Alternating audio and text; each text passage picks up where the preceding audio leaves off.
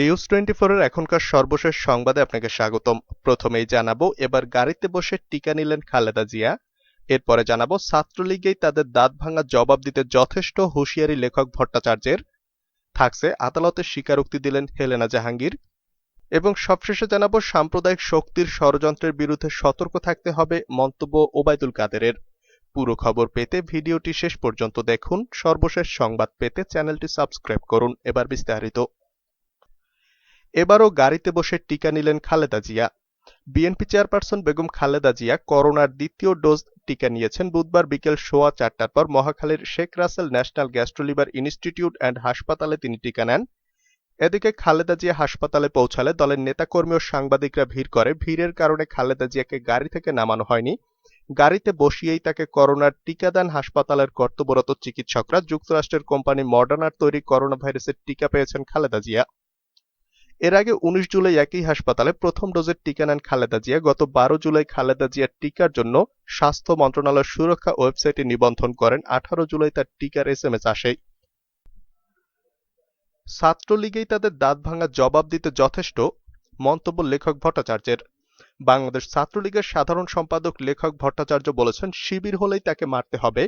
বাংলাদেশে কোনো ধর্মীয় উগ্রবাদী গোষ্ঠীর রাজনীতি করার ক্ষমতা রাখে না। কোনো সাম্প্রদায়িক শক্তি বাংলাদেশের রাজনৈতিক পরিবেশকে নষ্ট করার ক্ষমতা রাখে না। বাংলাদেশ ছাত্রলীগই তাদের দাঁত ভাঙা জবাব দিতে যথেষ্ট। বুধবার ২০০৫ সালের ১৭ আগস্ট দেশব্যাপী সিরিজ বোমা হামলার প্রতিবাদে বাংলাদেশ ছাত্রলীগের আয়োজনে কালো পতাকা প্রদর্শন ও মৌন মিছিল কর্মসূচি শেষে কেন্দ্রীয় শহীদ মিনারের পাদদেশে এমন কথা বলেন বাংলাদেশ ছাত্রলীগের সাধারণ সম্পাদক লেখক ভট্টাচার্য। এতে সভাপতিত্ব করেন বাংলাদেশ ছাত্রলীগের সভাপতি আল নাহিয়ান খান জয়। এছাড়া উপস্থিত ছিলেন ঢাকা বিশ্ববিদ্যালয়ের সাধারণ সম্পাদক সাদ্দাম হোসেন সহ ছাত্রলীগের কেন্দ্রীয় নেতারা। ঢাকা বিশ্ববিদ্যালয়ের আইন বিভাগের শিক্ষক আসিফ নজরুলকে উদ্দেশ্য করে লেখক ভট্টাচার্য বলেন, কোনো সাম্প্রদায়িক শক্তির জায়গা ঢাকা বিশ্ববিদ্যালয় হবে না। সাধারণ শিক্ষার্থীরা তাদের ক্যাম্পাস থেকে বিতাড়িত করবে। আমি ঢাকা বিশ্ববিদ্যালয়ের ভিসি মহোদয়কে বলতে চাই, অবিলম্বে আসিফ নজরুলের বিরুদ্ধে প্রশাসনিক ব্যবস্থা নিন। আপনারা যদি সন্তোষজনক ব্যবস্থা না নেন তাহলে আমরা কিন্তু দায়িত্ব হাতে তুলে নেব। আমরা জানি কিভাবে এদের সাহায্য করতে হয়। ইতিপূর্বে তার চাইতে বড় কুকুরের লেজ গুটিয়ে পালিয়ে গেছে। আদালতে স্বীকারোক্তি দিলেন হেলেনা জাহাঙ্গীর। গুলশান থানার মাদক মামলায় আওয়ামী লীগের বহিষ্কৃত নেত্রী হেলেনা জাহাঙ্গীর আদালতে ১৬৪ ধারায় স্বীকারোক্তিমূলক জবানবন্দি দিয়েছেন। ঢাকার চিফ মেট্রোপলিটন ম্যাজিস্ট্রেট আদালতে ম্যাজিস্ট্রেট ধীমান চন্দ্র মণ্ডল আসামির জবানবন্দি রেকর্ড করেন।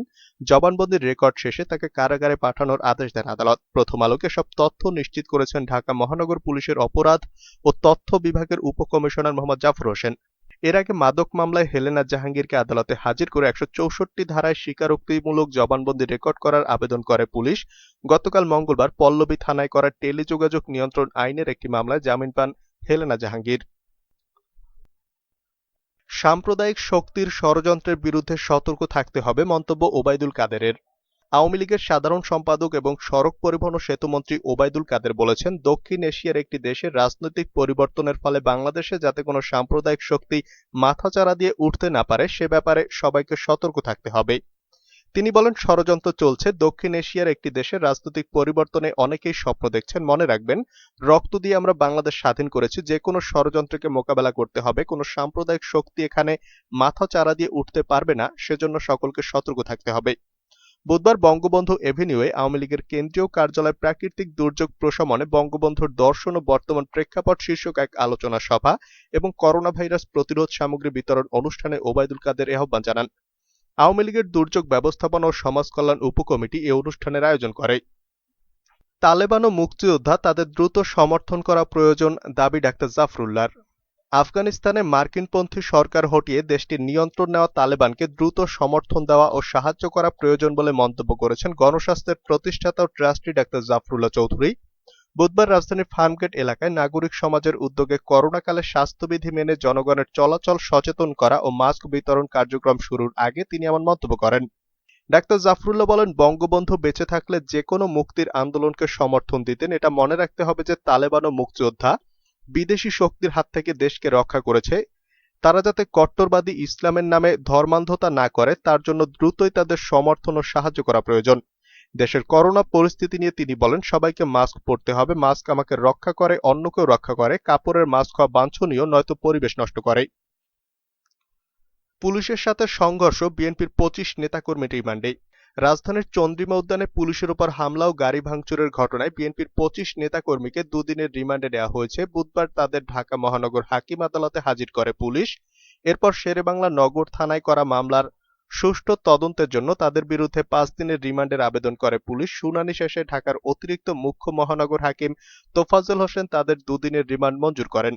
রাজধানীর চন্দ্রিমা উদ্যানে বিএনপি নেতাকর্মীদের সাথে পুলিশের সংঘর্ষ ও গাড়ি ভাঙচুরের ঘটনায় ৩টি মামলা হয়েছে। এর মধ্যে পুলিশ বাদী হয়ে একটি ও মেট্রো রেল কর্তৃপক্ষ ২টি মামলা করেছে। উল্লেখ্য, ঢাকা মহানগর উত্তর ও দক্ষিণ বিএনপির নবগঠিত কমিটির নেতাকর্মীদের পক্ষ থেকে বিএনপির প্রতিষ্ঠাতা জিয়াউর রহমানের কবরে শ্রদ্ধা জানানোর কর্মসূচি ছিল। মঙ্গলবার সকাল ১০টার দিকে রাজধানীর বিভিন্ন এলাকা থেকে ছোট ছোট মিছিল নিয়ে বিএনপির নেতাকর্মীরা চন্দ্রিমা উদ্যানের পূর্ব পাশে জমায়েত হতে থাকেন। বিএনপির হঠাৎ কর্মসূচির ডালমেকুস কালাহে মন্তব্য নানকের। হঠাৎ করে বিএনপির কর্মসূচি পালন এবং পুলিশের উপর অতর্কিত হামলাকে ডালমেকুস কালাহে বলে মন্তব্য করেছেন আওয়ামী লীগের সভাপতি মণ্ডলীর সদস্য অ্যাডভোকেট জাহাঙ্গীর কবির নানক। তিনি বলেন, মির্জা ফখরুল ইসলাম আলমগীর হঠাৎ করে একটি আকস্মিক কর্মসূচি দিলেন। তাদের হঠাৎ এই কর্মসূচির খবর শুনে বুঝতে পারলাম ডালমেকুস কালাহে। আফগানিস্তানের তালেবানের ক্ষমতা দখলের কথা শুনেই পুলিশের উপর হামলা চালিয়ে বিএনপি জানান দিয়েছে তারা মাঠে আছে। আসলে শোকের মাস আগস্টে বড় ধরনের নতুন চক্রান্ত করতেই কর্মসূচি ঘোষণা করেছে দলটি। তারই অংশ হিসাবে প্রশাসনের ২৭ কর্মকর্তার উপর হামলা ও বহু গাড়ি ভাঙচুর করা হয়েছে। বুধবার দুপুরে রাজধানীর মিরপুরে একটি কমিউনিটি সেন্টারে জাতীয় শোক দিবস উপলক্ষে আলোচনা সভা এবং খাদ্য বিতরণ অনুষ্ঠানে প্রধান অতিথির বক্তব্যে তিনি এসব কথা বলেন। ঢাকা মহানগর উত্তর আওয়ামী লীগের উদ্যোগে দারুস সালাম থানা আওয়ামী লীগ এ অনুষ্ঠানের আয়োজন করে। করোনায় আরও ১৭২ জনের মৃত্যু, শনাক্ত ৭,২৪৮। গত ২৪ ঘণ্টায় দেশে করোনা ভাইরাসে আক্রান্ত হয়ে আরও ১৭২ জনের মৃত্যু হয়েছে। এ নিয়ে মৃতের সংখ্যা বেড়ে দাঁড়াল ২৪,৭১৯ জনে। বুধবার স্বাস্থ্য অধিদপ্তরের অতিরিক্ত মহাপরিচালক অধ্যাপক ডাক্তার নাসিমা সুলতানা স্বাক্ষরিত এক বিজ্ঞপ্তিতে এ তথ্য জানানো হয়। বিজ্ঞপ্তিতে বলা হয়, গত ২৪ ঘণ্টায় ৭,২৪৮ জনের শরীরে করোনা শনাক্ত হয়েছে। এ নিয়ে দেশে শনাক্তের সংখ্যা বেড়ে দাঁড়াল ১৪,৪০,৬৪৪ জনে।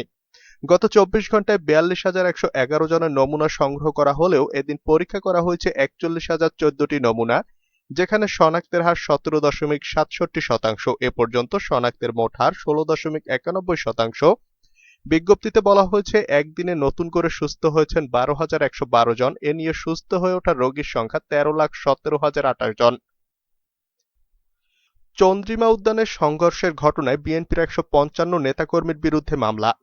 রাজধানীর চন্দ্রিমা উদ্যানে বিএনপির নেতাকর্মীদের সঙ্গে পুলিশের সংঘর্ষের ঘটনায় মামলা হয়েছে। পুলিশের দায়ের করা এই মামলায় বিএনপির ১৫৫ জন নেতাকর্মীকে আসামি করা হয়েছে। গতকাল মঙ্গলবার দিবাগত রাতে রাজধানীর শেরেবাংলা নগর থানায় এই মামলা হয়। মামলায় পরিকল্পিতভাবে নাশকতার চেষ্টা, পুলিশের ওপর হামলা করে আহত করা এবং গাড়ি ভাঙচুর করে জানমালের ক্ষতি সাধনের অভিযোগ আনা হয়েছে। মামলায় বিএনপির নবগঠিত ঢাকা মহানগর উত্তরের আহ্বায়ক আমানুল্লাহ আমান ও সদস্য সচিব আমিনুল হককেও আসামি করা হয়েছে। গতকালের সংঘর্ষের ঘটনায় আজ বুধবার বেলা ১১টা পর্যন্ত ৪৭ জনকে গ্রেফতার করেছে পুলিশ। বিএনপির শান্তিপূর্ণ কর্মসূচিতে হামলা পরিকল্পিত, দাবি রুহুল কবির রিজভীর। পরিকল্পিতভাবে বিএনপির শান্তিপূর্ণ কর্মসূচিতে হামলা করেছে পুলিশ। বিএনপিকে নির্মূল করতে সরকার মরিয়া। তারা লোকসমাগম দেখলেই ভয় পায়, তাই জিয়াউর রহমানের মাজারে হাজার হাজার লোকের সমাগম দেখে ভীত হয়ে এই হামলা চালিয়েছে বলে অভিযোগ করেছেন বিএনপির সিনিয়র যুগ্ম মহাসচিব রুহুল কবির রিজভী আহমেদ। বিএনপি চেয়ারপারসন বেগম খালেদা জিয়ার ৭৭তম জন্মদিন উপলক্ষে বুধবার এক দোয়া ও আলোচনা সভায় এসব কথা বলেন তিনি। কেরানীগঞ্জ উপজেলার বিএনপির এই অনুষ্ঠানে সভাপতিত্ব করেন উপজেলা বিএনপির সভাপতি ও বিএনপির জাতীয় নির্বাহী কমিটির সদস্য নিপুণ রায় চৌধুরী। দ্রুত শিক্ষা প্রতিষ্ঠান খুলে দেওয়ার তাগিদ প্রধানমন্ত্রীর। দ্রুত কলেজ বিশ্ববিদ্যালয়ের পাশাপাশি স্কুল খুলে দেওয়ার তাগিদ দিয়েছেন প্রধানমন্ত্রী শেখ হাসিনা। আজ বুধবার রাজধানীর শেরেবাংলা নগরের এনইসি সম্মেলন কক্ষে আয়োজিত সচিব সভায় গণভবন থেকে ভিডিও কনফারেন্সে যুক্ত হয়ে এ নির্দেশনা দেন তিনি। সভায় সংশ্লিষ্ট সচিব বলেন, আমরা বিশ্ববিদ্যালয় খুলে দেওয়ার ব্যবস্থা করছি। এ সময় প্রধানমন্ত্রী বলেন, শুধু বিশ্ববিদ্যালয় নয়, দ্রুত স্কুলগুলোও খুলে দেওয়ার ব্যবস্থা করেন, কারণ বাচ্চারা ঘরে থাকতে থাকতে অসুস্থ হয়ে যাচ্ছে, বাচ্চারা মানসিকভাবে অসুস্থ হয়ে যাচ্ছে। শিক্ষা প্রতিষ্ঠান খুলে দেওয়ার জন্য সব ধরনের পদক্ষেপ নিতে হবে, সবার জন্য টিকা নিশ্চিত করতে হবে, জরুরি ভিত্তিতে শিক্ষা প্রতিষ্ঠান খুলে দিতে হবে।